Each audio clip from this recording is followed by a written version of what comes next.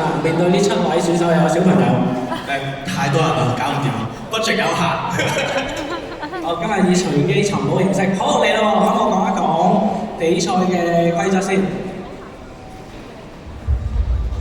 好，007入子彈比賽玩法，你哋一陣間咧要好整齊咁樣去打拍子，3下007，我哋而家一齊 DMH 先，2下係拍對手，1下拍自己。好，準備，我數3、2、1之後就一齊拍，盡量要齊。3、2、1，第3下拍自己，再試過啊！連埋支槍拍係啱數㗎啦，唔使擔心。好，再嚟個話，2下拍人哋，1下拍中間拍自己隻手。準備3、2、1，係非常之好。好，記住呢個節奏啦，一陣全部跟拍子啊！太快太慢咧都會判定你犯規嘅。然之後拍完007之後，你有3個動作可以選擇嘅。第一個入子彈，咁就跟翻拍子啦。